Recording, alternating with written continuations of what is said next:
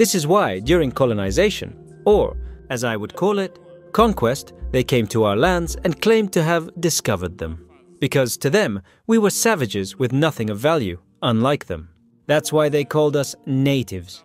They consider themselves the people and arrogate to themselves all the rights. According to them, the world must function as they want. It's simple. I will give you a few examples. Look at their films. Through them, they prepared the minds of their people to believe that they are the best, that they must own everything. You won't be able to deny it. In all their movies, the villains are always either Russians, South Americans, or black people. Hey guys, as you're watching this video, our vision is to reach 500,000 subscribers. Hit the subscribe button, join membership to support our channel, and join Patreon and PayPal. All the links are in the description. Do that to stand with us for this beautiful cause of One Africa right now. We do not forget to sign up for the petition. The link is down below. Appreciate it. Thank you so much.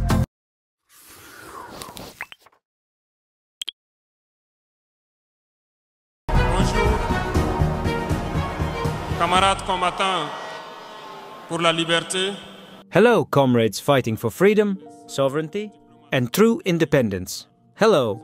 Let us give thanks to God who made it possible for this day to take place, allowing us to meet in this arena of the Palais des Sports to discuss the future of our homeland. Following your decision on May 25th to entrust us once again with the destiny of our homeland for another 5 years. Be thanked for that. We do not see this as a mandate, but rather, we understand it as a message that was sent to us. The message has been received loud and clear, and we will do everything in our power to continue to be worthy of your trust. Allow me to also pay a heartfelt tribute to all the defense forces, internal security forces, our brave volunteers for the defense of the homeland, and all the populations living in high security risk areas, who continue to stand strong. We pay them tribute and say thank you for all the sacrifices they have made for our homeland. I ask you all to observe a minute of silence in honor of the memory of all those who have lost their lives in this struggle. May the souls of the departed rest in peace, and may the wounded recover swiftly. Comrades, the emotion is strong, no doubt, but allow me to structure my remarks in 3 phases. The first phase will be an explanation of how we see this world. The second phase will be dedicated to explaining to you why we must continue to fight. And finally, the most important part, I will briefly present to you our vision for the future, if I may put it that way. During these past months at the head of the state, we have met with several politicians from various parts of the world. We have met hundreds of diplomats from all over the world. We have met with business people from various parts of the globe. We have been open to all these discussions and all these exchanges to better understand the world. Today, I believe the opportunity is perfect for me to explain to you the conclusions we have drawn from all these meetings we have had with politicians from every continent, diplomats from all over the world, and business people from various parts of the world. This is very important. The conclusion we have drawn is crucial, and it should allow you to understand the world better, because often in our regions, we do not have the perspective or the opportunity to access such knowledge. Some people will teach you a lot through their behavior, their words, and even by telling you how they see us. Comrades, God created the world with all its joys, sorrows, good and evil, as well as humans, spirits, animals, and everything that comes with it. But we, humans, have decided to turn the world into something else. Among the imperialists, they have a particular vision of the world, which I will now explain to you. For them, the world is summed up as a triangle. You will see the triangle in most of their insignia. You may not understand it, but for them, the world is a triangle. At the top of the triangle is the Empire of Good. The Empire of Good is them. It represents prosperity, everything positive. They are the ones entitled to all the happiness in this world. They have the right to all the wealth. They are the ones entitled to impose their worldview, their vision, and their way of life on others. This is why, during colonization, or, as I would call it, conquest, they came to our lands and claimed to have discovered them. Because to them, we were savages with nothing of value, unlike them. That's why they called us natives. They consider themselves the people and arrogate to themselves all the rights. According to them, the world must function as they want. It's simple. I will give you a few examples. Look at their films. Through them, They prepared the minds of their people to believe that they are the best, that they must own everything. You won't be able to deny it. In all their movies, the villains are always either Russians, South Americans, or black people. They portray them as drug traffickers, pimps, or human traffickers. Until recently, you would also see Arabs playing the role of terrorists. This is a reflection of how they perceive the world. When I look at it from an economic perspective, which of us has not referred to Chinese products as cheap products or low-quality products? But today, I can tell you that we were wrong. Because China has a very advanced level of technology. It is in China that most of these countries source their products.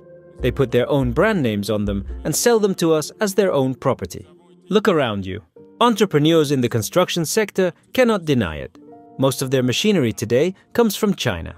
Those involved in the transportation sector will not say otherwise. They have lied to us. We toured the world during this time looking for companies and factories, and we realized that everything comes from there. But through their media, they made us hate Chinese products, making us believe that only what comes from them is good. Not necessarily. It's simple. Go back in time to understand what I am saying. Go back a little in history, and I hope some of you will read about the Tsars, the Mongol conquests, the Persian, Turkish, and Ottoman empires. Read their history, and you will understand why the world is the way it is. At the base of the triangle, there are two empires. On one side, the Empire of Evil, according to them, and on the other side, the Empire of Slaves. This is how they see the world. Who do they call the Empire of Evil? I have just mentioned their origins. I told you to go back in history.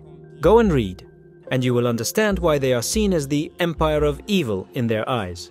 They believe they must fight the Empire of Evil and make it disappear. To them, the Empire of Evil embodies the devil. They communicate this and instill it in the minds of their people.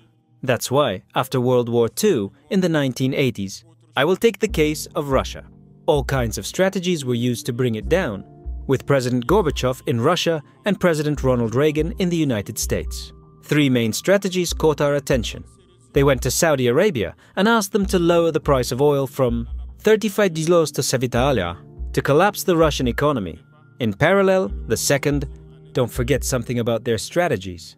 These same people who just left Afghanistan, supposedly fighting the Taliban, had previously welcomed the Taliban to the White House under President Ronald Reagan.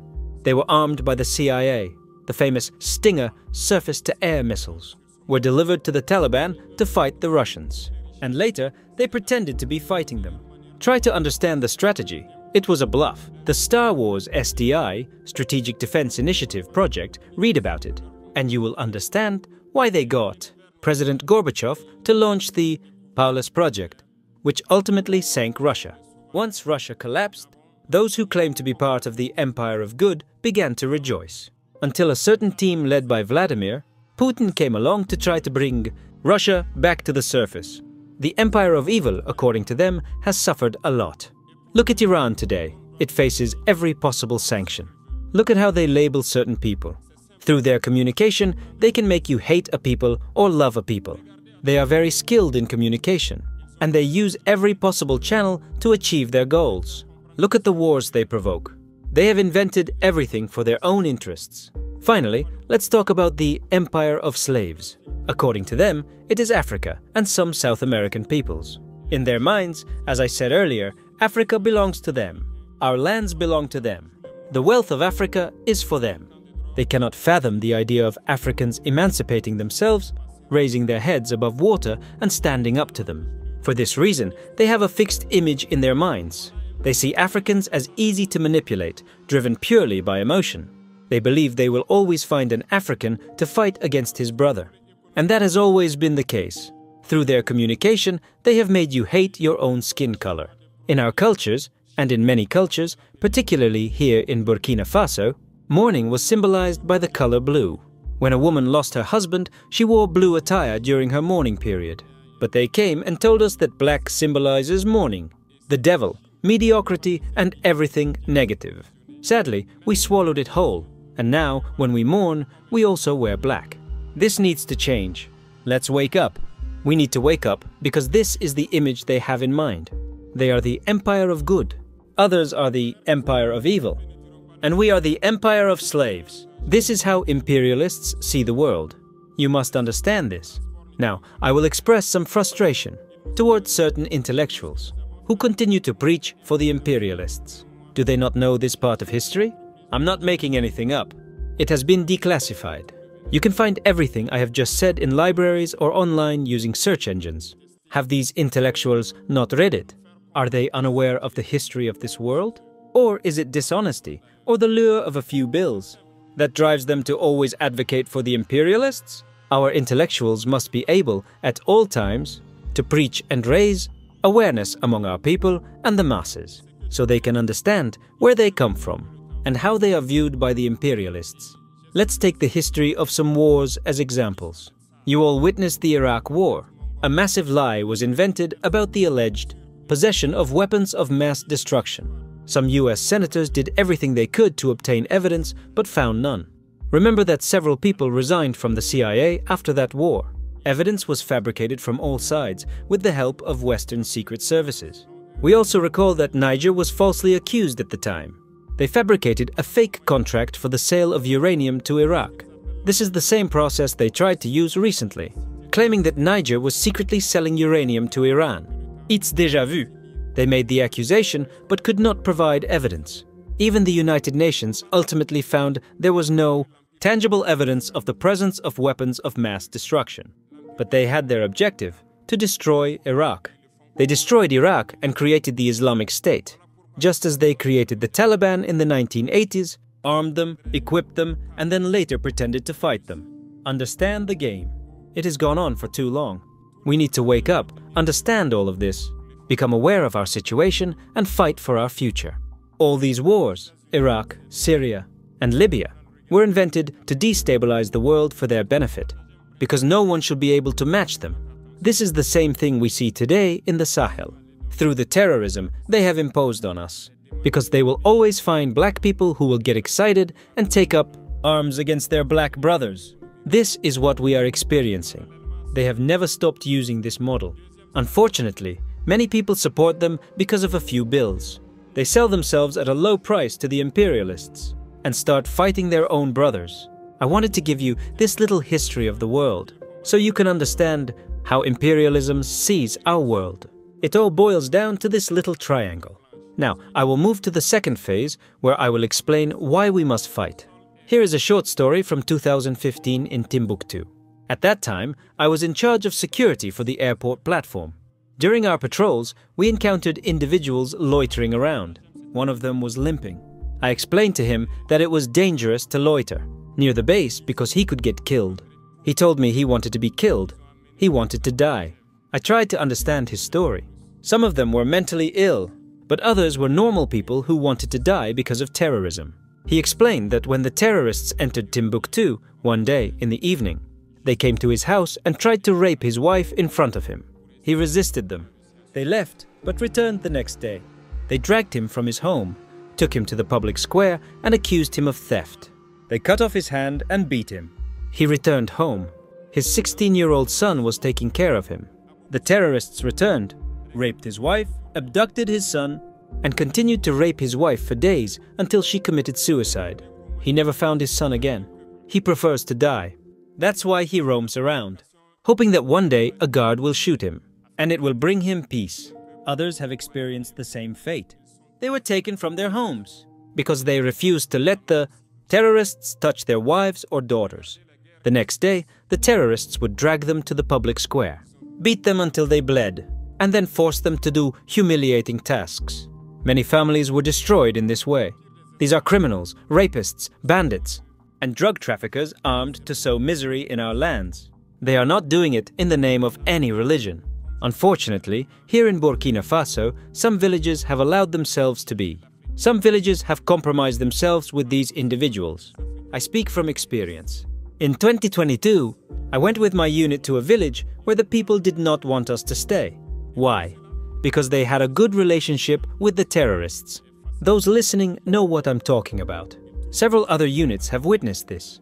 Some villages categorically refused to allow Defense and Security Forces, FDS, to set foot on their soil because they were in good intelligence with the terrorists. We made them understand that there is no possible alliance with these criminals, because they, the terrorists, are the ones who decide when the pact will end. Later, I think many villages understood this when the pact was broken. They came back on social media, calling for help. We went there. But the point is, no matter what they promise you, no matter how much they flatter you, no matter what pact you sign with them, the day they decide to end the pact, they will come to kill and end it themselves. There is no possible alliance with terrorists. There is no possible alliance with these criminals. They must be fought. Today, we are witnessing an unfortunate phenomenon in our cities. Certain people take pleasure in going from courtyard to courtyard, trying to convince the wives of some defense and security forces, FDS members, the wives of some volunteers for the defense of the homeland, VDP, and the families of those who died for the nation. They tell them that they had a solution with the terrorists and that it's because we wanted to fight that all of this is happening. How can human beings, seeing everything that is happening and understanding the world, still have such words? Don't be misled. Either we fight them or they fight us. That's all. These people hide. They pretend to be in favor of dialogue or negotiation, but their goal is to drag you through the mud. This is the aim of imperialism, that the scourge lasts, that it drags on over time, that your states are not structured, so they can continue to profit from your wealth. The longer it lasts, the more it benefits them. Unfortunately, those who go from courtyard to courtyard are playing into the hands of the imperialists. If they can hear me, I urge them to stop now, because they will end up fighting themselves. We have no choice but to fight, and we have chosen to fight. It is through this fight that we will be free, truly free. To become truly independent, we have taken the time to diagnose the deep-rooted problem of Burkina Faso. I must admit that the problem is real and profound. The evil is present.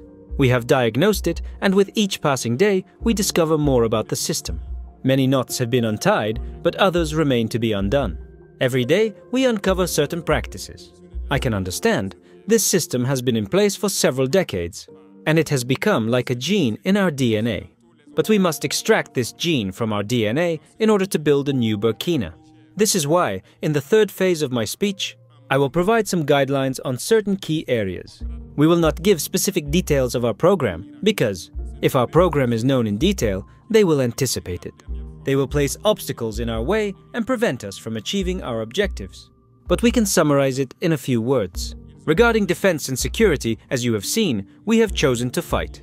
To this end, we have almost doubled the number of personnel in our armed forces.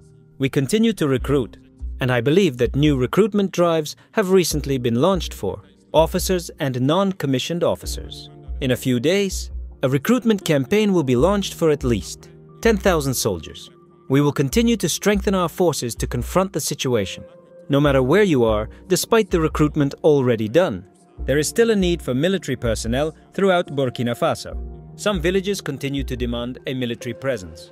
So, we must continue recruiting and equipping our forces. And I can assure you that we are on this path. Since January 2023, we have launched an equipment program. It's true, the world is in turmoil. There is war everywhere. No nation takes its equipment and sells it. Instead, they manufacture it for you. This has delayed the delivery of equipment by nearly 18 months. But the first shipments have started to arrive, as you may have seen recently. More equipment will continue to arrive, because we want our army to reach a level never before seen in the sub-region. This equipment program will continue, and you are the key actors in this program because since we began this fight, so-called Friends of Burkina, who have been present for a long time, extracting our wealth, have not provided us with even a single Kalashnikov cartridge for our fight. It is you who have paid for this, and we will continue to work hand in hand with our people to lead this struggle. We have partners who have agreed to sell us equipment, and have even proposed to supply us with strategic equipment on credit, allowing us to pay over time. We thank them for this gesture, and we once again thank the people who have understood the meaning of this fight, that we must fight. If we do not fight, they will come for us like chickens in a coop or sheep in a pen. Every morning, they will choose whomever they want to execute in the public square, just to frighten others. They will amputate hands and feet in public to spread fear. This is their tactic. We will fight, and we will equip ourselves to succeed in this fight. If, tomorrow, we find ourselves stuck on this path, we will return to the people and ask for even more sacrifices in order to achieve our objective. Because, despite your contributions, as I mentioned earlier, certain powers have refused to sell us equipment. They have blocked equipment that we have already purchased from certain countries because they control the licenses of certain components. These powers are exploiting minerals in Burkina Faso. I declare it here, solemnly and with great seriousness, this will stop. We will withdraw exploitation permits. We will not allow it. You cannot exploit our resources and block the equipment we have purchased. We will not accept this situation. We will take back our exploitation permits and we will exploit them ourselves. To conclude on the defense front, we will not go into too much detail. But know that the equipment that has already arrived is being used for training.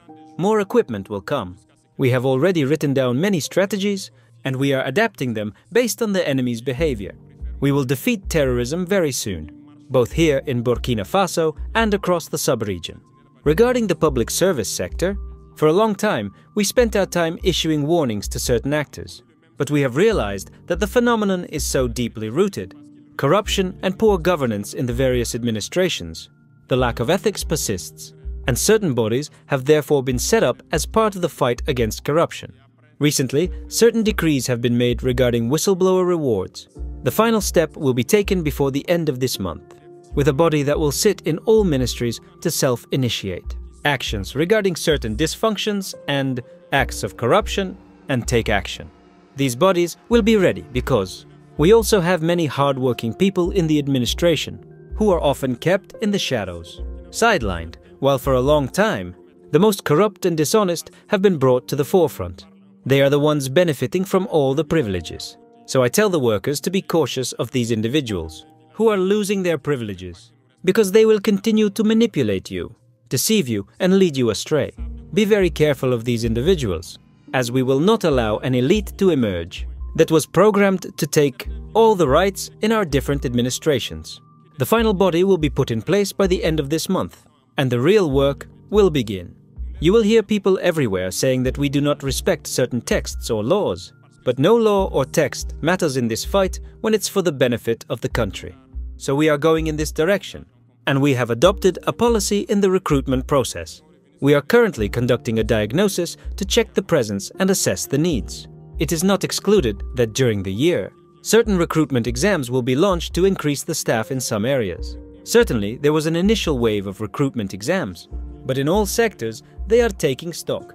And if there is a need, I say, if there is a need, we will continue to recruit to reach an acceptable level and make the country's various organs function for the benefit of the people.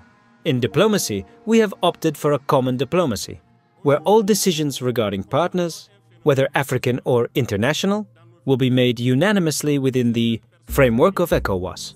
But we have also chosen diplomacy of truth. We do not intend to lie or cover up reality, whether in diplomacy or otherwise. It is not true diplomacy. And I can tell you that what you see in the superstructure when people come for an audience and then speak to the media is just the visible part of the iceberg. What happens inside those closed doors is nothing like diplomacy. So we have chosen this path to speak the truth clearly to the people. Some will criticize, others will say that a head of state should not speak like this. A head of state should not do that, but we tell them. Perhaps those who criticize in such a manner when we speak the truth. Maybe they went to a school where they were taught how a head of state should behave. I have not yet seen such a school. Why must we necessarily imitate others and do things like others? We want to create our own model, our own identity. I believe the Burkinabe, by definition, is an honest person. We want the truth, and when the truth comes out, even if we have faltered, we must have the courage to come and tell you that we made a mistake on this side. We ask for your forgiveness. If you forgive us, then you forgive us. But we will no longer follow that dishonest diplomacy. In a recent interview, we talked about the Ivorian regime, and some Burkinabe people mounted their high horses and criticized. I insist and persist. We have nothing against the Ivorian people, but we have issues with those who govern Côte d'Ivoire. We say it loud and clear. Let me tell you something. There is indeed an operations center in Abidjan to destabilize our country, and no one can deny it. We will provide the evidence in the coming days, and you will understand what we are talking about. No one can tell us that there are no French bases in Benin working against us. We have the evidence in hand, 2 important bases that no one can contest. I challenge them. And we have nothing against the people of Benin. Our issue is with the policies of the Beninese leaders. And we say it loudly and clearly. Moreover, in this diplomacy, we have decided to speak the truth. There are indeed 2 bases, one near Kandy and another towards Porga, or I don't know which locality. Runways have been renovated, over 3,000 meters long, planes land, and people are equipped and trained there. They assist terrorists, provide medical care, and do everything necessary. We have audio recordings of French agents in Benin involved in terrorist operations, assisting them in every way possible. We have all the details, and you don't want us to say it to our people, but we will say it. Amen. If they don't want this, they should stop behaving like this. It's simple. We didn't force anyone to gain their independence.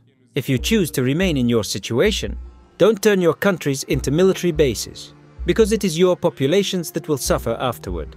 And this is not good politics. We say it from experience. And I always repeat, Burkina Faso was once a rear base for the destabilization of certain countries. And it wasn't right.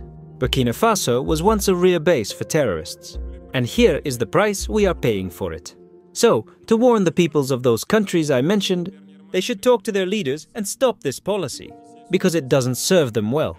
Moving on to communication and culture, we have launched several initiatives in 2024. You were able to celebrate with us the Local Consumption Month, Traditional Days, and the Heritage Month. Many activities were carried out, and we will continue to bring our culture to the forefront, because it is from there that we find our identity. We will continue actions in this direction, to highlight our culture, our customs, and the Burkinabe way of life. We hope everyone will be an active participant in the emergence of Burkina Faso, through their way of communicating, because everything also lies in communication. Recently, you followed the communication war directed against us, and it continues. It will not stop. I hope that everyone in the communication field will be professional. When we want to make a communication decision, we must ask ourselves, is it for the country or against the country? Before taking action, no matter if you don't like us, you can dislike my person, but you must love your country. By harming me, you should not confuse the country with politics. In the field of communication, we will go in this direction, and we will be forced to adjust the communication on all aspects. This will be the line of conduct adopted. We will not allow Burkinabe people to communicate against Burkina Faso. We will always focus on raising awareness.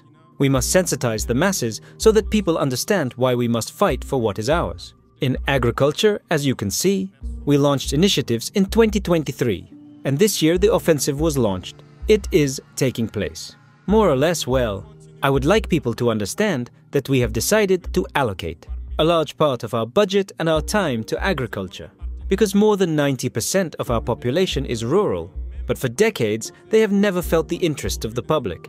This is why we have decided to undertake a number of initiatives and actions. We would like to plow all the fields of farmers in Burkina Faso, give them the necessary seeds, and allow them to access subsidized inputs to help us in the fight against food insecurity, because food security is a right. It is in this same direction that we recently created the National Office for the Development of Hydro-Agricultural Dams. We will equip it because, as you are all aware in your various regions, we have many water retention systems, many dams that are silted up or blocked, and we have the possibility to create new dams. We are in the process of acquiring equipment for this office, so that it can deploy across the territory and, with the contribution of the populations, build many dams and desilt existing ones. We will continue this fight until we achieve food security, and our populations can eat to their full satisfaction. In the field of infrastructure, we face a crucial shortage of roads. Upon analysis, we found that some roads have very old studies, while others have no studies at all. We cannot build a road without studies, as these are a prerequisite. That's why we ordered the ministry to conduct many studies on various sections, which will allow us to launch work in the future and do it properly, ensuring the durability of the work. For many road sections, we have realized that the cost to asphalt 1 kilometer is about 500 million francs, so for 100 kilometers, including drainage works, We need at least 60 billion francs. It's very expensive. The strategy is to create intervention brigades for infrastructures. We are equipping several brigades with the necessary tools to perform minimal work and allow construction. Companies to function. We will share the burden to lower costs and maximize the number of roads. That can be done in a reasonable time frame. This process has already started, and we will continue with it over the next 5 years so that in all regions, we can connect as many provincial capitals as possible and ensure that goods can flow and people can travel. In the field of urban planning, we are in the process of redesigning our cities. If you look at cities like Ouagadougou, you will see that they are too big, and infrastructures like sanitation do not follow the pace of urban expansion. This results in poor conditions, like walking through mud, and contributes to diseases that could lead to epidemics. We have developed a plan to concentrate cities through the construction of high-rise buildings, beginning with a few cities and then extending the initiative to others. This urbanization process should also improve our health sector. If urbanization is well done, we can prevent diseases like dengue, cholera, and other diseases linked to poor sanitation. We are moving forward with this process, and we are confident that good health outcomes will follow. In health, we have decided to upgrade the technical platforms in certain health centers, equipping them with scanners and other devices to allow citizens to have affordable, proper examinations. We will continue with this process and, through the Presidential Initiative for Health, we will create communal health centers equipped with basic services like imaging, blood banks, and laboratories. This way, people will no longer need to travel long distances or depend on ambulances for medical services. This initiative is already underway, and we will start constructing the first centers and equipping them. Before the end of the year, we are determined to provide a strong health system for all our citizens. We do not want anyone to leave their locality to go to a regional health center for a simple radiology or blood transfusion. In education, we have conducted a diagnostic assessment. As you know, our students are here, and they will confirm the issue with overlapping academic years and the need to reform the system. We have concluded that we need to launch an initiative for quality education, integrating all levels from preschool to university. The first buildings should be constructed before the end of the year. We have opted for high-rise buildings to gather as many students as possible in a limited space to facilitate better control and quality education. These buildings will be multifunctional complexes from preschool to high school, and we will also increase the capacity of our university centers. Today, our classrooms are insufficient, and the rainy season has shown us that small, isolated classrooms are not a sustainable solution. That's why we are moving away from building small 3-room schoolhouses and transitioning to taller buildings that can accommodate larger numbers of students efficiently. The maximum number of students in a given space and the corresponding supervision for quality education will be established. Many other initiatives will be introduced from primary school. We will return to certain fundamentals of discipline and instill a set of values in the youngest children from primary school to help them become good citizens of tomorrow. There will also be the introduction of a form of military, civic and patriotic training for the youngest, which will continue in high schools. The national program at the level of the SND, National Service for Development, is currently undergoing changes. The proposed text was submitted to the Council, but it was sent back with amendments to ensure that current workers can also participate in these training sessions. This will be organized in rotations during specific periods. Everything is a matter of discipline, because by definition, military training should instill discipline in people. We will therefore instill a set of values in our education system. Regarding university centers, before the end of the year, we will start the construction of several amphitheaters. Later, when resources allow, we will also address the issue of catering and student accommodations in various university centers. But we will begin with the amphitheaters so that students have proper working spaces and to reduce the overlap of academic years that currently occurs. We have made a budgetary adjustment that will be presented to the Assembly this month to initiate all these operations. This means we have reduced administrative operating expenses to reallocate funds, especially to education and health. This program is ready, it has been launched, and in the coming days, you will witness the evolution of everything we are working on. We will continue with this strategy throughout the 60 months granted to us. Regarding the mining sector, as I mentioned earlier, we have adopted a new policy.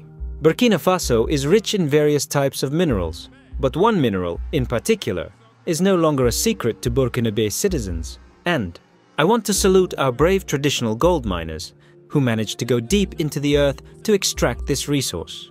We asked ourselves, why should we continue allowing foreign multinationals to come and exploit our gold, while we know how to do it ourselves? That is why we instructed the ministry to reorganize artisanal miners, and the government will take charge of gold exploitation. Several mining permits will be withdrawn from certain individuals, and we will exploit the mines ourselves. We will acquire equipment to do this. Even if we are not fully equipped, our artisanal miners have already demonstrated their courage and dedication. We will extract our own gold, and it will be for us in Burkina Faso. Regarding other substances, where we are unable to exploit them on our own, we will work only with sincere partners who agree to support us in our fight for sovereignty and against terrorism. Only these partners will be granted certain permits. We have introduced a new mining code, which is currently in the assembly, and I hope it will be adopted next week. This new code will impose a new model on companies that want to exploit our gold, ensuring that the maximum profit remains with the state. On the energy front, as you have seen, we have serious energy problems. The increase in population has not been matched by an energy policy. Today, when the heat peaks, there are frequent power outages, and many activities suffer as a result. We are currently in discussions with partners, some of whom are already in Burkina Faso, to urgently build high-capacity thermal power plants. We are negotiating how to reduce construction times and set up a suitable financial model. We hope to finalize this plan soon. Meanwhile, we continue the process of establishing nuclear power plants, which may seem long. In this regard, we can assure you that progress is being made. We aim to establish a unit here to train Burkinabe workers, who will oversee the entire construction process and take charge of operations once the power plants are in place. This transfer of skills will be a scientific process so that, in the future, when the nuclear power plant is operational, it will be the exclusive property of Burkina Faso. Our Burkinabe engineers will own and operate it, and will be able to maintain it. When the conclusions of the ongoing discussions with partners regarding the thermal power plant are reached, we will share them with you. If we need your support, we will inform you to quickly implement the plan. Regarding the economy, which is a priority for us, we are in the process of implementing a system. Payments of the domestic debt have begun, starting with smaller debts. Bills of less than 100 million CFA francs have been paid, and we will continue to pay off larger debts step by step. This approach is designed to relieve the private sector and revive the economy. We will quickly turn to state-owned companies, as you may have noticed from their general assemblies. They are performing well and have achieved very good results. We will extract resources from these state-owned companies to ease the domestic debt burden and keep the economy moving. In the coming days, God willing, many entrepreneurs will be relieved after the signing of agreements with state companies. Regarding the mining sector, as I mentioned, we are taking steps to achieve some level of independence. This will allow us to generate more financial resources. Industrialization is also a key part of our economic strategy. Currently, we spend a lot of money abroad. We are putting in place all the necessary processes to ensure that our foreign exchange reserves do not leave the country. We have decided to create an investment bank and a sovereign wealth fund. Technicians are working on this and reflections are underway. We hope to present something substantial in the near future. There is also a strategic aspect that I do not wish to discuss in detail at the moment, but I assure you we are making steady progress. At the right time, you will be pleasantly surprised. Stay tuned. Regarding commerce and industrialization, we have also carried out diagnostics. As you may have noticed, we currently import a large number of products. We have begun the process of industrialization. We aim to establish as many local industries as possible to process our raw materials and manufacture the goods we consume. We are in discussions with various partners to attract as many industries as possible to Burkina Faso. This will ensure that our foreign exchange reserves stay in the country, our economy functions better, and jobs are created for young people. As part of this initiative, we have adopted several decrees to facilitate the creation of small enterprises. We have removed taxes for several years to allow small enterprises to be established, and to thrive. Unfortunately, small enterprises face financing challenges. It must be said that many small businesses struggle to access the funds they need to grow, maximum number of students in a given space, and the necessary supervision for quality education. Many other initiatives will be launched starting from primary school. We will return to certain fundamentals of discipline and instill a set of values in the youngest children, so they become good citizens of tomorrow. Military, civic, and patriotic training. There will be an introduction to what I might call civic and patriotic training for the youngest, continuing through high schools. A national program is being developed for this purpose. The text for the SND, National Defense Service, program was presented at the Council, but it was sent back for amendments. This aims to allow active workers to also participate in military training at the center, on a rotational basis and at specific periods. It is all a matter of discipline because, by definition, military training should discipline people. We will therefore instill certain values in our education system. University centers.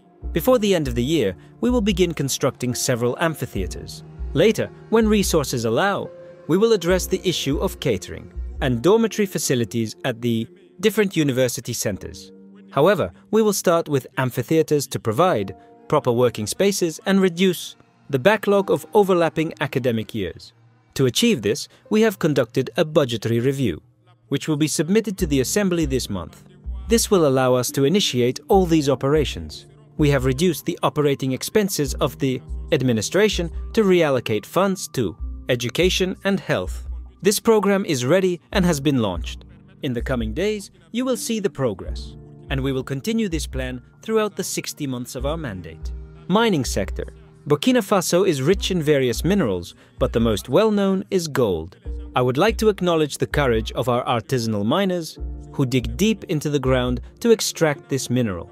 We asked ourselves why we continue to allow foreign multinationals to extract our gold while we can do it ourselves. We have therefore ordered the ministry to reorganize artisanal miners, and the government will take charge of gold extraction. Several licenses will be revoked and we will extract the gold ourselves. We will acquire equipment, but even if we do not have enough equipment, our miners have proven their courage and dedication. We will dig for our own gold and it will be for Burkina. For other minerals that we cannot exploit ourselves, we will only grant permits to sincere partners who support us in our fight for sovereignty and against terrorism. We have drafted a new mining code currently in the Assembly, and I hope it will be adopted next week.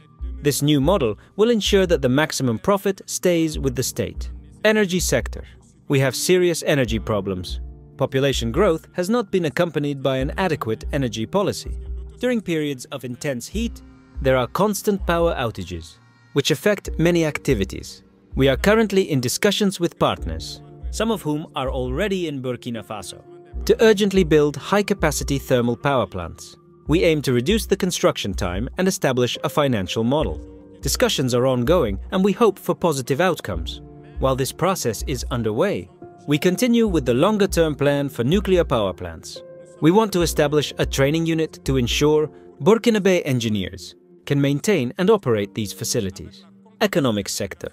We have begun paying down domestic debt, starting with smaller debts of less than 100 million CFA francs. This is to relieve the private sector and relaunch the economy.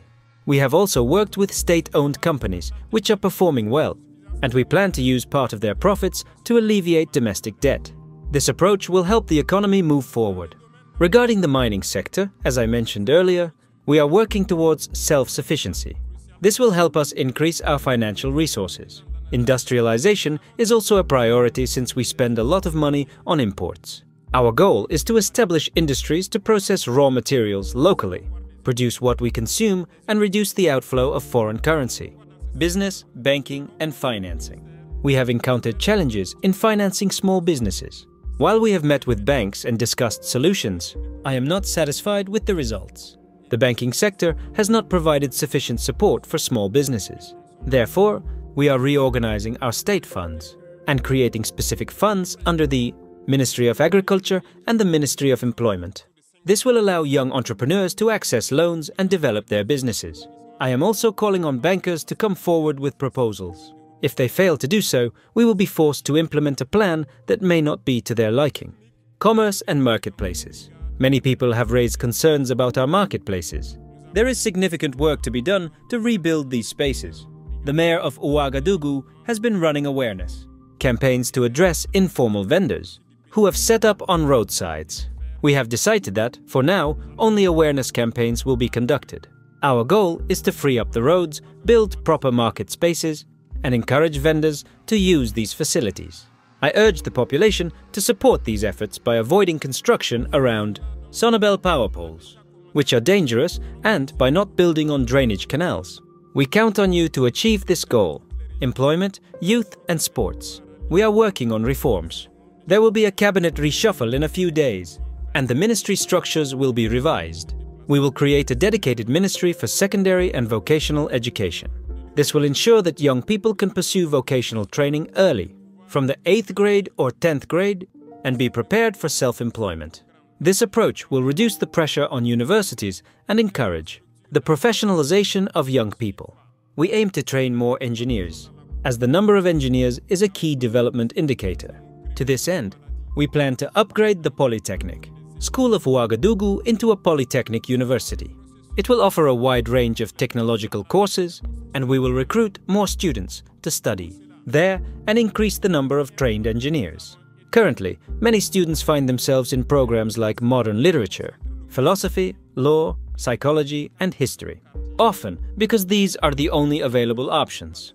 These fields, however, do not always lead to employment opportunities. We want to change this by promoting technical and vocational education, sports and youth development. We will reorganize the sports sector to create professional sports pathways for young people. This will help combat societal vices like drug abuse and alcohol consumption. Sports centers will be established in all regions, and we will revitalize all sports federations. The ministry dedicated to youth and sports will oversee these activities.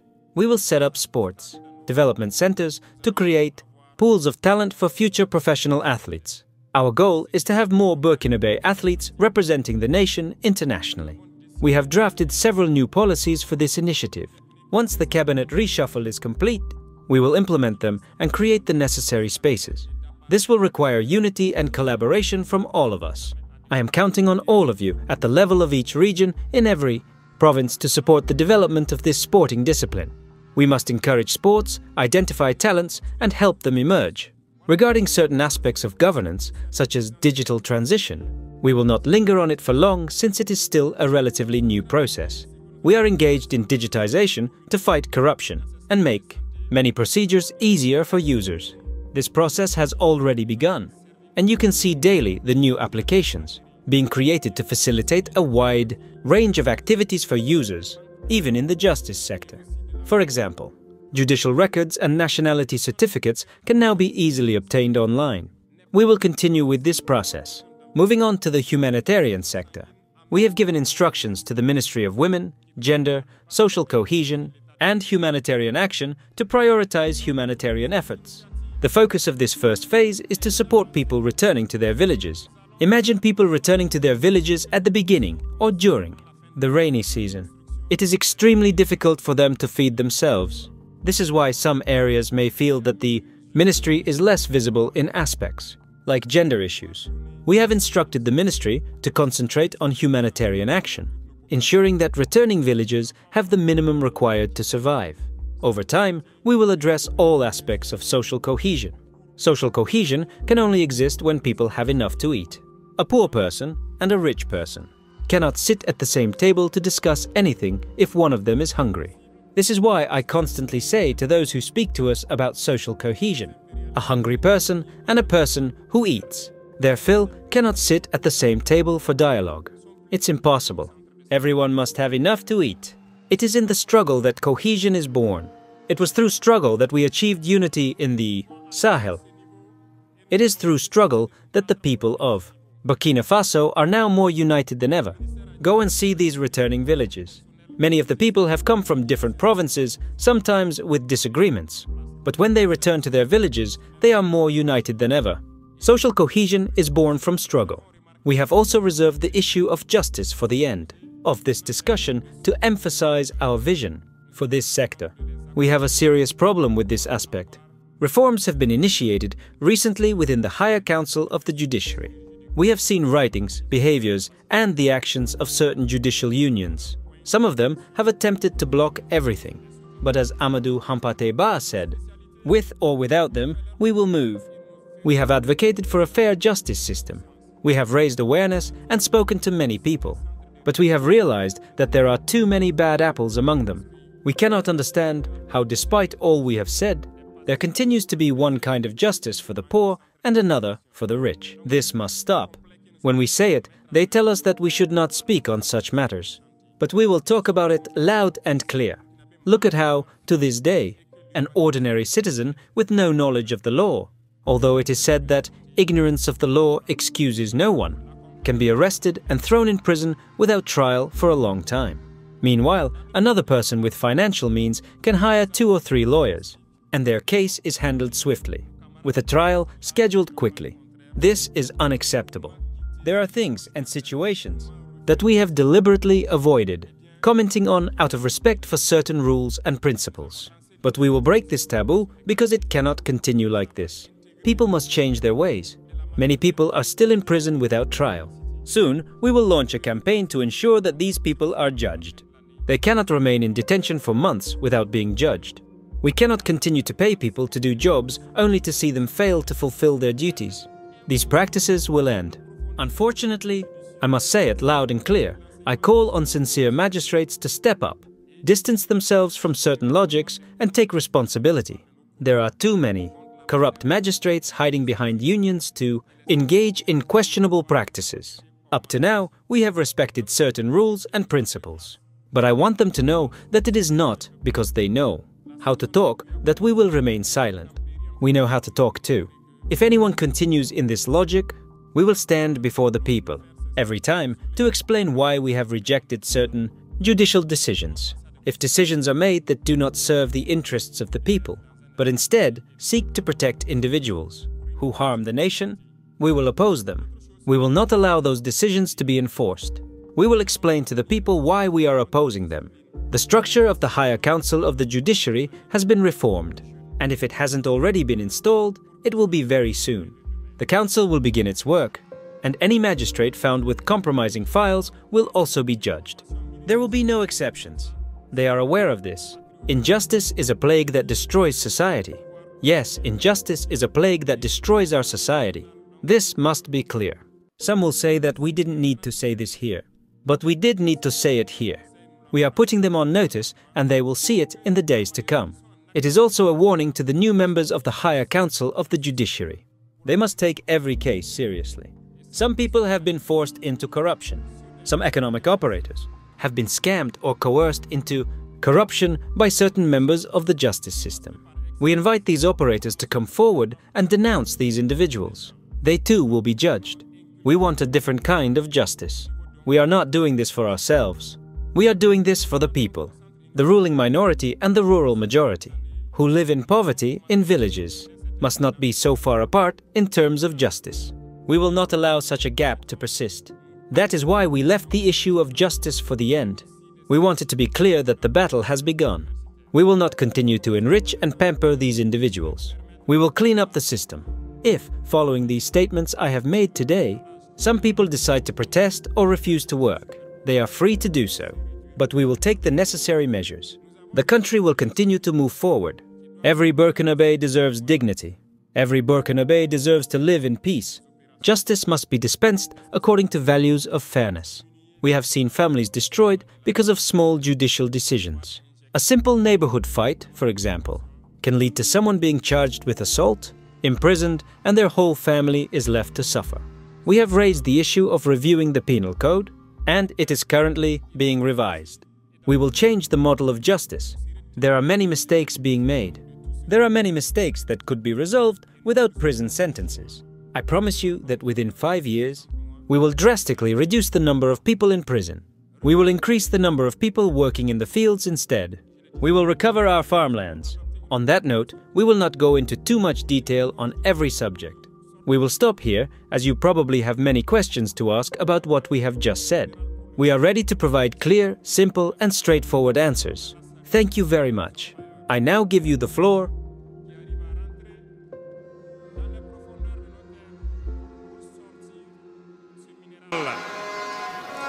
nous nous sommes dit, pourquoi continuer à laisser des multinationales étrangères venir puiser notre or pendant que nous savons l'exploiter nous-mêmes? Voilà pourquoi nous avons ordonné au ministère de réorganiser les orpailleurs et le gouvernement va prendre en compte l'exploitation de l'or. Plusieurs permis, comme je le disais, seront retirés de certaines personnes et nous allons l'exploiter nous-mêmes. Nous allons nous équiper.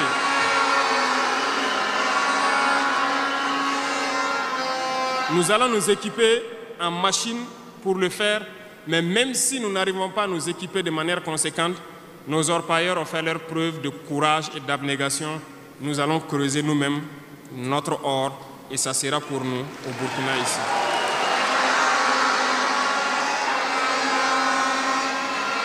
Pour les autres substances, là où nous ne pouvons pas, et bien sûr, nos partenaires sincères qui acceptent de nous accompagner dans cette lutte, c'est à eux seuls que nous pourrons concéder certains permis.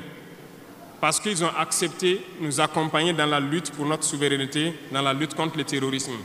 Et nous avons édicté un nouveau code donc minier qui est actuellement à l'Assemblée et j'espère qu'il sera voté donc la semaine prochaine pour imposer un nouveau modèle aux différentes entreprises qui vont venir pour exploiter l'or ici, pour que le maximum de profit soit pour l'État. Et dans le volet donc de l'énergie, comme vous l'avez constaté, nous avons de sérieux problèmes d'énergie. L'accroissement de la population n'a pas été suivi par une politique énergétique. Aujourd'hui, lorsque les pics de chaleur arrivent, il y a des délestages en permanence, beaucoup d'activités souffrent. Nous sommes en discussion avec des partenaires qui sont actuellement même au Burkina pour pouvoir construire dans l'urgence donc des centrales thermiques de très grande capacité. Et nous voulons donc voir avec eux comment on peut réduire les délais de construction. Les discussions portent actuellement sur la réduction des délais de construction et le modèle financier que nous allons mettre en place. Nous espérons aboutir à ça en attendant que notre processus, qui peut paraître long, des centrales nucléaires, puisse donc voir le jour. Sur ce volet, nous pouvons vous assurer que ça se poursuit très bien et nous sommes en train de vouloir mettre sur place ici une unité, si je peux dire, pour former des Burkinabés qui doivent prendre le relais, qui doivent suivre tout ce qui est processus de construction et prendre le relais, le transfert de compétences. Donc, ça va prendre vraiment un processus assez scientifique pour que nous puissions, à l'avenir, lorsque la centrale sera là, que dans un futur pas loin, ça soit la propriété exclusive des Burkinabés, que les ingénieurs burkinabés se l'approprient et pouvoir le mettre en œuvre, pouvoir l'entretenir.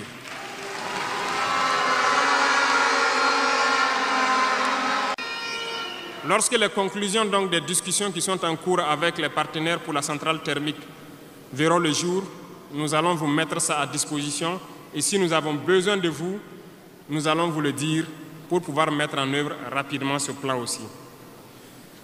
Parlant donc du domaine de l'économie, qui tient beaucoup à cœur, nous sommes en train de mettre en place un processus. Le paiement donc de la dette intérieure a commencé un peu avec les plus petites dettes. Les factures de moins de 100 millions ont été payées et nous poursuivons au fur et à mesure parce que ça doit permettre de soulager le secteur privé et de pouvoir donc relancer l'économie. Actuellement, nous allons nous tourner rapidement vers les sociétés d'État. Leur assemblée générale vient de finir, comme vous l'avez constaté. Elles fonctionnent très bien et elles ont fait de très bons résultats. Nous allons partir donc des sociétés d'État, soustraire un peu sur leur DAT, soulager la dette intérieure et faire tourner l'économie. Donc dans les jours à venir, s'il plaît à Dieu, beaucoup d'entrepreneurs doivent être soulagés après donc, la signature de conventions avec les sociétés d'État. Nous sommes en train, donc dans le secteur minier, comme je vous l'ai dit, de prendre une certaine indépendance. Ça doit nous permettre donc de pouvoir avoir un bon nombre de ressources en matière de finances, mais aussi et surtout le volet de l'industrialisation qui doit venir combler ce volet économie-là. Parce que nous dépensons beaucoup à l'extérieur, nous sommes en train de mettre en place tous les processus pour que nos devises ne sortent pas. En attendant, au niveau de l'AES, comme vous l'avez constaté, nous avons décidé de mettre en place une banque d'investissement et aussi un fonds souverain. Ce processus, donc, les techniciens sont là-dessus. La réflexion est en cours et nous espérons, dans un futur proche, qu'ils nous présenteront quelque chose de conséquent. L'autre volet stratégique que je ne vais pas parler et dont vous savez, nous avançons sereinement et au moment venu, ça va vous surprendre et rester à l'écoute. C'est tout ce que je peux dire.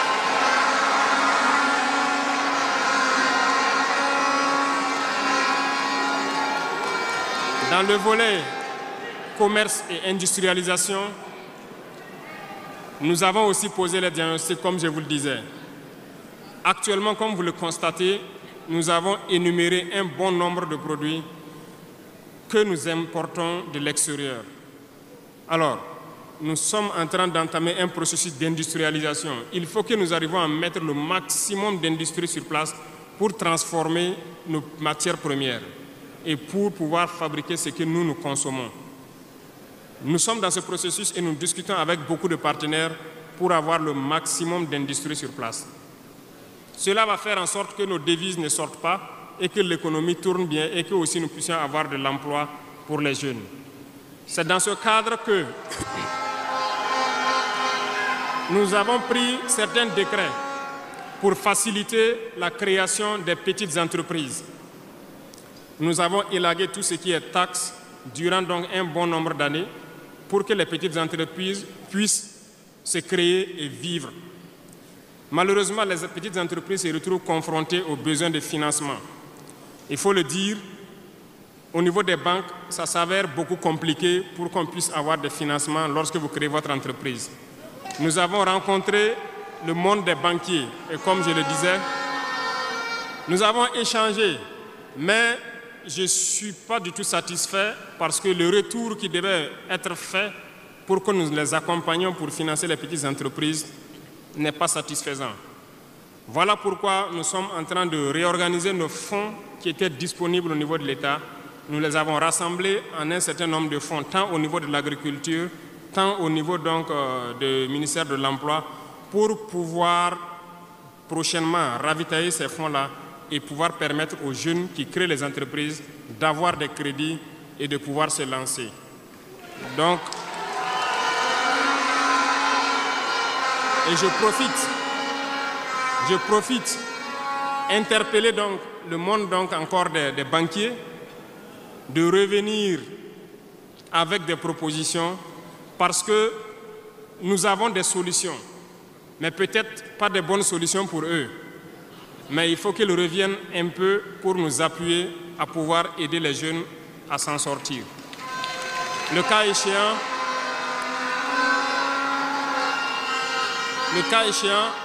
nous serons obligés de mettre en place un plan, peut-être qui ne va pas plaire, mais nous serons obligés.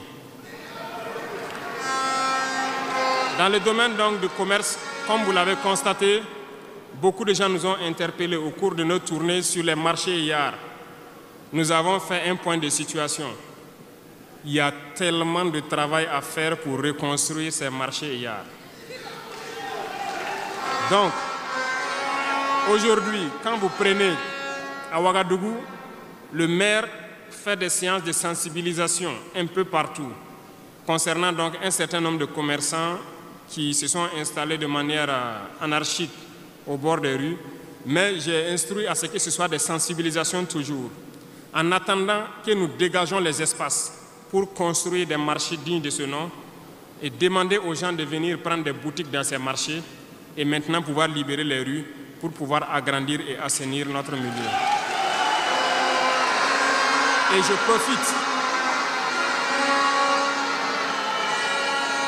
je profite donc vous demander, vous aussi, population des villes, de nous aider dans cette phase de sensibilisation en vous sensibilisant vous-même pour ne pas aller construire autour des poteaux de la Sonabel qui sont un danger pour vous-même, de ne pas aller construire sur les caniveaux d'évacuation d'eau. Et je compte sur vous pour qu'on puisse donc atteindre cet objectif-là.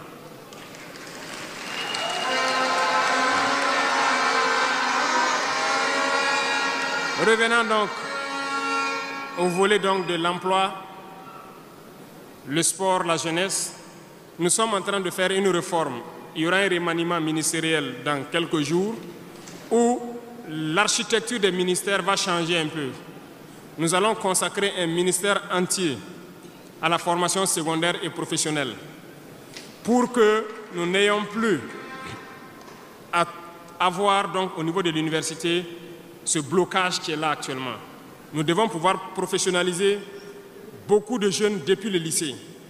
Donc, soit depuis la 4e ou au niveau donc de la seconde, que les gens puissent décider d'aller dans des filières professionnelles et pouvoir s'auto-employer. Donc, un ministère sera consacré uniquement à ça. Parce que le système éducatif, comme je l'ai dit, après diagnostic, vous êtes d'accord avec moi que nous formons très peu d'ingénieurs. Pourtant, une nation qui se développe, l'indice aussi de développement, c'est en termes d'ingénieurs formés. Remontez dans l'histoire et voyez toutes ces grandes nations. Le nombre d'ingénieurs formés par an dans des spécialités pointues compte beaucoup dans le développement. Au Burkina, nous n'en avons pas assez. Voilà pourquoi l'école polytechnique de Ouagadougou, nous voulons la faire évoluer en université polytechnique en y mettant un certain nombre de filières technologiques et en recrutant le maximum d'étudiants qui puissent être formés là-bas et avoir des ingénieurs. C'est bien que nous ayons les filières comme lettres modernes, philosophie, droit, voilà, psychologie, histoire. Beaucoup d'étudiants se retrouvent là-bas contre leur gré. Ce n'est pas forcément ce qu'ils ont choisi, mais ce sont les filières disponibles qui forcément ne donnent pas des opportunités d'emploi. Voilà pourquoi nous avons décidé de valoriser ce secteur donc, de la formation professionnelle et de l'emploi en y consacrant entièrement un ministère. Donc dans les prochains jours, ce remaniement sera fait et vous verrez donc comment nous allons évoluer.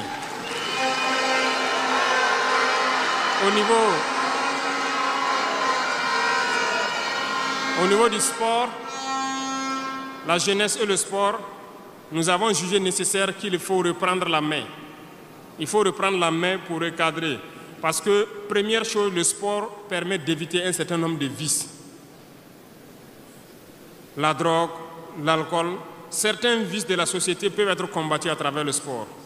Nous voulons donc mettre des pôles dans toutes les régions, reconsidérer l'USBF et toutes les disciplines sportives pour pouvoir les valoriser et créer les pépinières pour qu'au niveau professionnel, nous ayons le maximum de Burkinabés qui défendent les couleurs de Burkina Faso à l'extérieur. Le ministère qui sera consacré à ça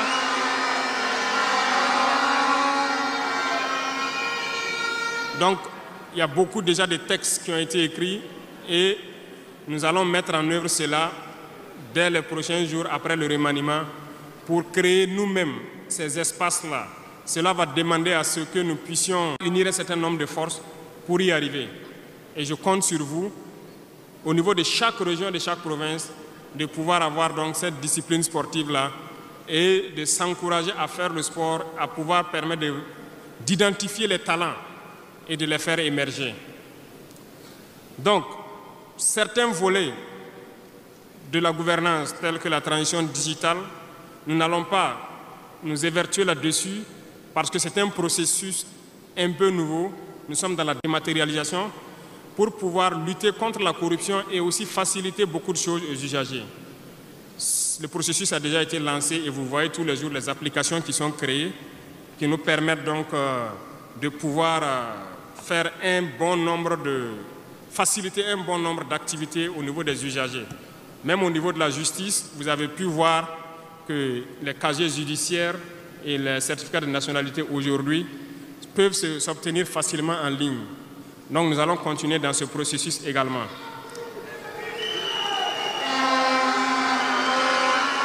Revenant donc au domaine donc de l'humanitaire, nous avons donné donc instruction au ministère. C'est le ministère de la Femme, du Genre, de la cohésion sociale et de l'action humanitaire. C'est eux qui traitent toutes ces questions. Mais nous avons décidé dans une première phase de nous concentrer sur l'action humanitaire, notamment soutenir les populations qui retournent dans leur village.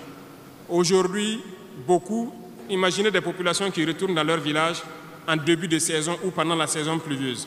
C'est très difficile pour eux de pouvoir se nourrir ce temps-là. Donc, certains volets peuvent sentir moins donc, la présence du ministère, notamment le genre et autres. C'est parce que nous avons donné instruction au ministère de se concentrer sur l'action humanitaire. Au fur et à mesure que les villages rejoignent, que les villages puissent avoir le minimum pour survivre. Et là, à partir des moments où nous pourrons donc nous intéresser à tous ces volets. Parce que la cohésion sociale dont nous parlons ne peut advenir que lorsque les gens mangent à leur faim d'abord. Un pauvre et un riche ne peuvent pas s'asseoir sur la même table et parler. Si l'un a faim et l'autre, voilà, c'est compliqué. C'est ce que je passe mon temps à dire à tous ceux qui viennent nous parler de cohésion sociale. Quelqu'un ne peut pas avoir faim et quelqu'un qui mange à sa faim, vous voulez les asseoir pour parler à la même table, ce n'est pas possible. Il faut que tout le monde ait à manger d'abord.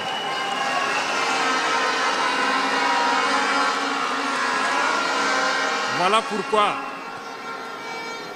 c'est dans la lutte qu'il y a la cohésion. Acceptons de lutter. C'est dans la lutte, c'est dans la guerre qu'est née l'AES. C'est dans la lutte que nous avons pu nous unir dans le Sahel. Et c'est dans la lutte que les Burkinabés sont en train de s'unir. Allez-y voir tous ces villages qui se retournent. Je vous invite à faire le tour. Beaucoup sont venus de différentes provinces. Ils peuvent être dans leur village avec des désaccords. Ils ont été cherchés. Mais quand ils reviennent, ils sont plus soudés que jamais. La cohésion sociale se trouve dans la lutte également. Et pour finir, j'ai laissé le domaine de la justice en dernier pour terminer donc notre vision dans ce domaine.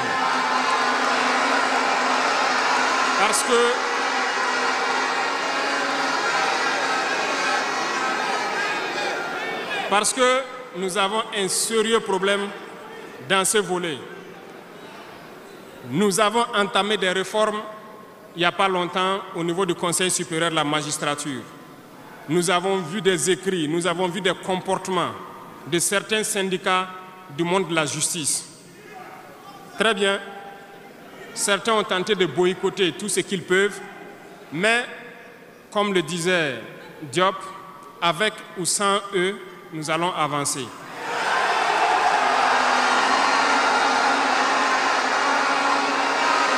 Nous avons plaidé.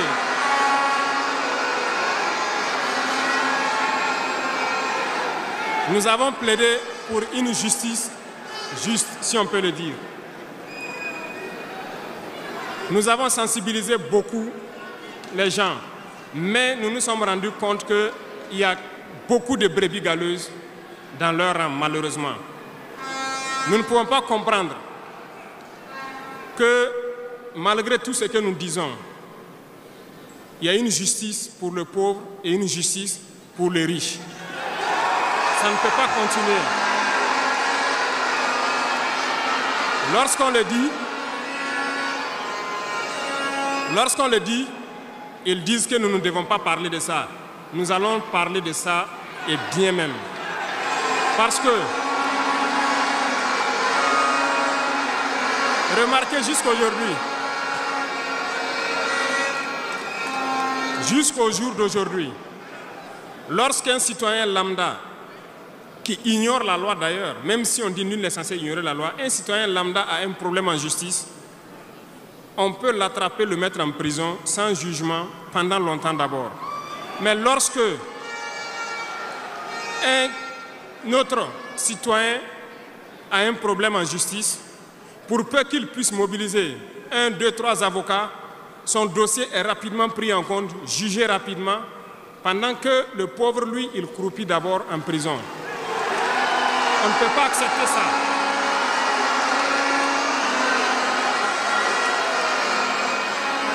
Il y a des choses, il y a des situations et il y a des choses sur lesquelles nous n'avons pas voulu nous prononcer par juste devoir de réserve parce que nous sommes à un certain niveau On ne veut pas parler en premier. Mais nous allons rompre ce tabou-là. Ça ne peut pas continuer comme ça. Il faut que les gens changent de manière d'être. Beaucoup de gens sont toujours en prison sans jugement. Nous allons lancer une campagne bientôt pour juger ces gens-là qui sont en prison pendant des mois sans être jugés. Parce que nous ne pouvons pas payer des gens et vouloir encore qu'on paye lorsqu'il y a un jugement. Ces pratiques vont cesser, ça fait partie du fonctionnement. Et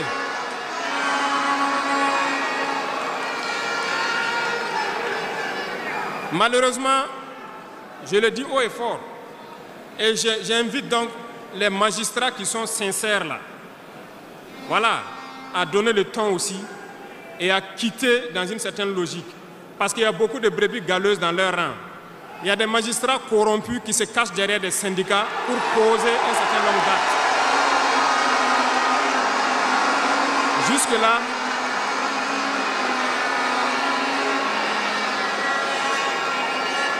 Jusque-là, nous sommes restés dans une certaine logique d'essayer de respecter certaines règles. Mais je veux qu'ils comprennent. Ce n'est pas parce qu'ils savent parler. Nous savons parler. Si quelqu'un continue dans cette logique, à chaque instant, nous serons devant le peuple pour les expliquer pourquoi nous avons violé telle décision de justice, tant que ça ne va pas rencontrer l'assentiment du peuple. Parce que c'est le terme qui existe.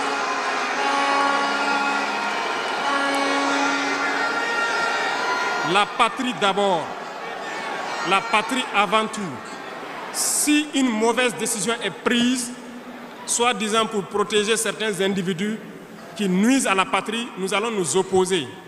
Et nous n'allons pas permettre que la décision soit exécutée. Et nous allons expliquer pourquoi nous nous opposons. Le Conseil supérieur de la magistrature a été modifié dans son architecture. Ils seront installés, si ça n'a pas déjà été fait, et ils vont commencer le travail. Tous ceux qui avaient les dossiers, des magistrats qui avaient été pris la main dans le sac, qui ont des dossiers, on va remettre tout à jour, ils seront jugés aussi, comme les autres. Il n'y aura rien d'impuni.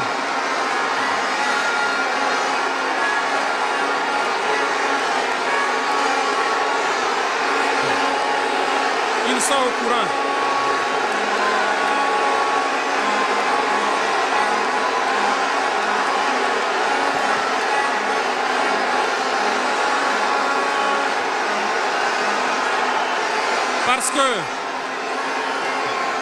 Parce que l'injustice est un fléau qui détruit la société. Oui, l'injustice est un fléau qui détruit notre société. Et il faut que ce soit clair. Certains diront qu'on n'avait pas besoin de le dire ici, on avait besoin de le dire. On les met en garde et ça sera fait. Ils vont le voir dans les jours à venir. Et c'est une mise en garde en même temps au nouveau Conseil supérieur de la magistrature qui sera mis en place de prendre au sérieux tous les dossiers. Certaines personnes ont été forcées à la corruption. Certains opérateurs économiques ont été escroqués, forcés à la corruption par certains membres de la justice. Qu'ils puissent venir dénoncer ces individus-là, ils vont être jugés également. Nous voulons une autre forme de justice.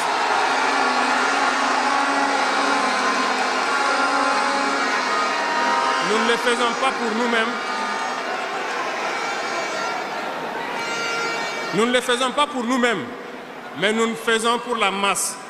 Parce que les deux catégories de citoyens, cette minorité qui se retrouve être la minorité dirigeante et la majorité qui est la masse populaire paysanne qui est croupie dans les villages, nous n'allons pas permettre à ce qu'il y ait cette distanciation en matière de justice. Donc, j'ai laissé la partie de la justice en dernière partie pour les dire que la bataille sera lancée. Nous n'allons pas continuer à les embourgeoiser, à les enrichir. On va nettoyer. Et s'il faut que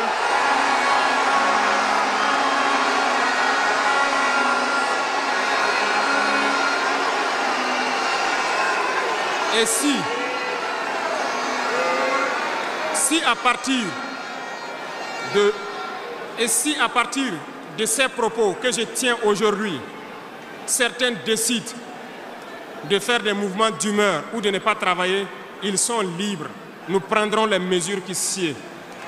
Mais le pays va avancer.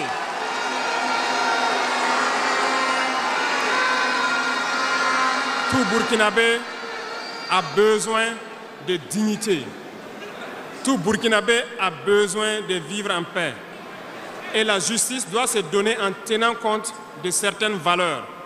Nous avons vu des familles qui ont été détruites à cause de petites décisions de justice qui ont détruit cela. Je prends pour exemple, pour une simple bagarre au quartier. Une simple bagarre au quartier, on prend quelqu'un pour coups et blessures, on le met en prison, on ne se rend même pas compte que ce sont ces femmes et ces enfants qui vont périr dans la misère. On détruit des familles pour ça. Nous avons interpellé à relire le code pénal et c'est en relecture. Nous allons changer carrément le modèle de justice. Parce que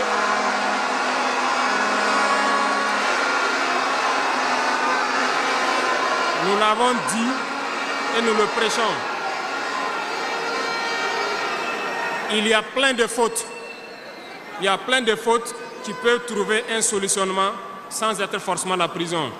Et je peux vous promettre que dans ces 5 ans, nous allons faire en sorte pour diminuer de manière drastique le nombre de prisons et augmenter le nombre de travailleurs dans nos plaines, parce que nous allons récupérer nos plaines.